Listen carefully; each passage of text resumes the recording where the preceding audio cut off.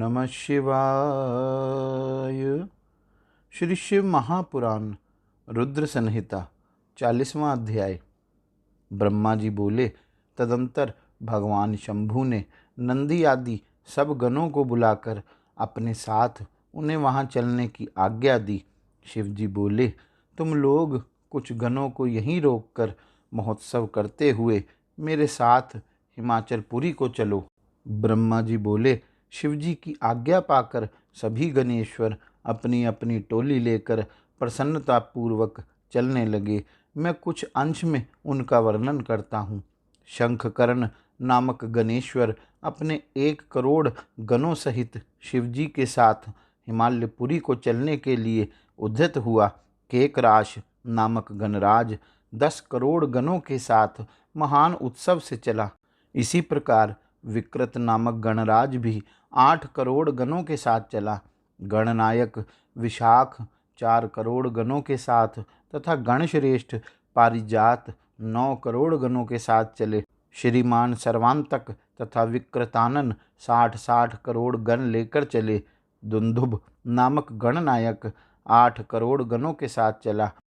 हे मुने, कपाल नाम गणेश्वर 5 करोड़ गणों के साथ और वीर संदारक 6 करोड़ गणों को साथ लेकर चले। कंदुक तथा कुंडक 1 करोड़ गणों के साथ और गणेश्वर विष्टंभ 8 करोड़ गणों के साथ चले।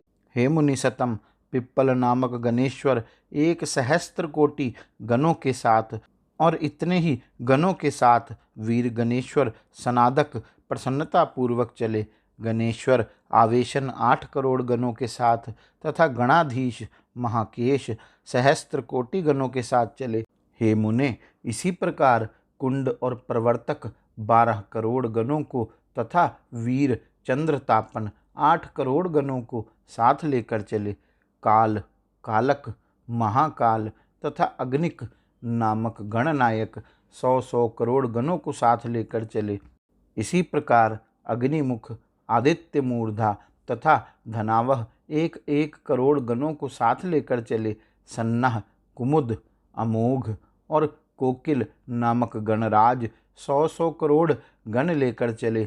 गणाध्यक्ष सुमंत्र करोड़ों करोड़ों गणों को लेकर तथा काक, पादोदर एवं संतानक 60 करोड़ गणों को लेकर चले। महाबल 9 करोड़ और मधुपिंग, कोकिल, नील तथा पूर्णभद्र 90 करोड़ गणों को साथ लेकर चले। चतुर्वक्त्र 60 करोड़, कर्ण 20 करोड़ तथा गणेश्वर 90 करोड़ गणों को साथ लेकर चले।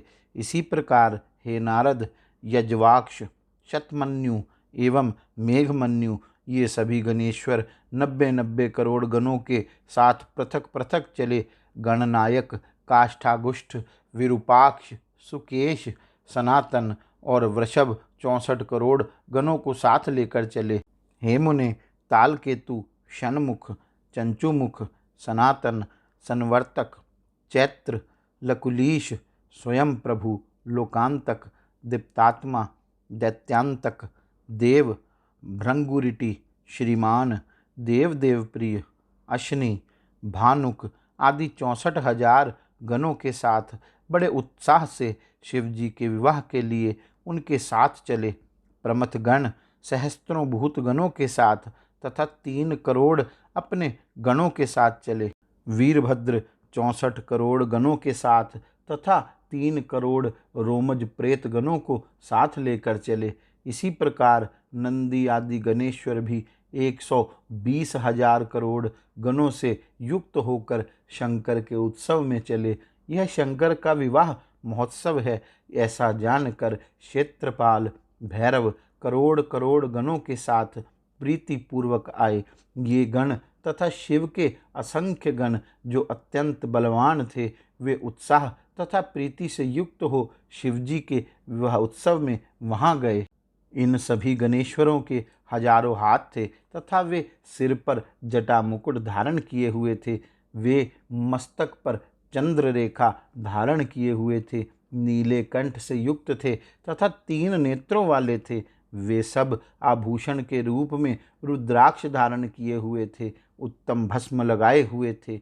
हार, कुंडल, केयूर तथा मुकुट से अलंकृत थे।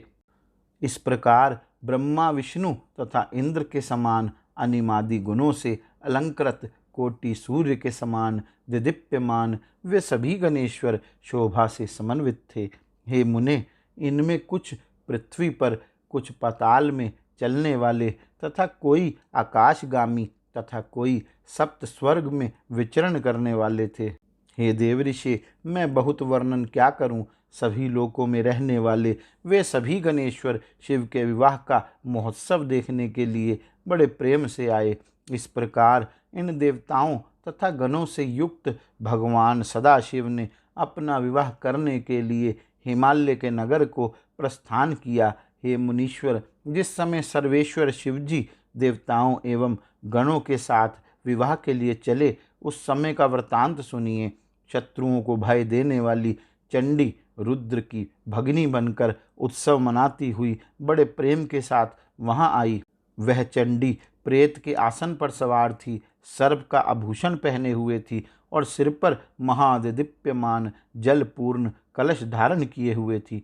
वह अपने परिवार से युक्त थी। उसके मुख तथा नेत्र से अग्नि की ज्वाला निकल रही थी। वह बलशालिनी हर्ष से युक्त होकर नाना प्रकार के कौतूहल कर रही थी। ये मुने, वहाँ विकृत वेश धारण किए हुए अनेक प्रकार के करोड़ों दिव्य भूतगण शोभित हो रहे थे। इन भूतगणों को साथ लेकर भयानक मुख वाली उपद्रवकारिणी वह चंडी कौतूहल करती हुई प्रसन्नता पूर्वक वहां गई। उस चंडी ने रुद्र में अनन्य प्रीति करने वाले 11,000 करोड़ रुद्रगणों को अपने पीछे कर लिया। उस समय डमरू के शब्द, भेरियों की गड़गड़ाहट और शंखों के नाद से तीनों लोक गूंज रहे थे। इसी प्रकार दुंदुभि के निर्घोष से बहुत बड़ा कोलाहल हुआ, जो जगत में मंगल करने वाला तथा अमंगल का विनाशक था। मुने, बारात में गणों के पीछे होकर सभी देवता, सिद्धगण तथा लोकपाल अत्यंत उत्कंठा के साथ चलने लगे। हे मुने, बारात के मध्य भाग में बहुत बड़े छत्र से शोभित गरुड़ासन पर बैठे हुए भगवान वैकुंठनाथ विष्णु विविध प्रकार के आभूषणों से विभूषित होकर चल रहे थे। उनके अगल बगल पार्षद घिरे हुए थे तथा उनके दोनों ओर चवर डुलाए जा रहे थे। विग्रहधारी वेदों, शास्त्रों, पुराणों, आगमों तथा सनक आदि महासिद्धों, प्रजापतियों, पुत्रों और परिवार के साथ मैं भी शिवजी की सेवा में तत्पर हो मार्ग में शोभा संपन्न होकर चल रहा था। ऐरावत हाथी पर आरूढ़ देवराज इंद्र अनेक प्रकार के आभूषणों से विभूषित होकर सेना के मध्य में चलते हुए शोभा पा रहे थे। उस समय विवाह देखने की उत्कंठा से बहुत से ऋषिगण भी मार्ग में जाते हुए शोभा पा रहे थे। इसी प्रकार शाकिनी, यातुधान, वेताल, ब्रह्म राक्षस, भूत, प्रेत, पिशाच, प्रमथ, तुम्बुरु, नारद, हाहा, हूहू आदि श्रेष्ठ गंधर्व एवं किन्नरगण हर्षित होकर बाजा बजाते हुए चले। संपूर्ण जगत की माताएं, देवकन्याएं, गायत्री, सावित्री, लक्ष्मी, अन्य देव स्त्रियां, ये सब तथा अन्य देवपत्नियां और जगन मात्राएं शंकर जी का विवाह हो रहा है ऐसा जानकर प्रसन्नतापूर्वक वहां गई। शुद्ध स्फटिक के समान सर्व सुंदर वृषभ, जिसे वेदों, शास्त्रों तथा महर्षियों ने धर्म कहा है, उस पर सवार होकर धर्मवत्सल भगवान शिवजी संपूर्ण देवगणों तथा राक्षसों से सेवित हो मार्ग में चलते हुए अत्यंत सुशोभित हो रहे थे। इन सभी देवगणों, महर्षियों तथा गणों के साथ अलंकृत हुए शिवजी पार्वती से विवाह करने के लिए हिमाचल के घर जाते हुए मार्ग में अत्यंत सुशोभित हो रहे थे।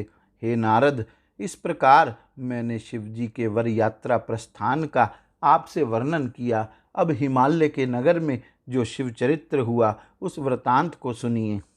इस प्रकार श्री शिव महापुराण के अंतर्गत द्वितीय रुद्र संहिता के तृतीय पार्वती खंड में शिव यात्रा वर्णन नामक 40वां अध्याय पूर्ण हुआ।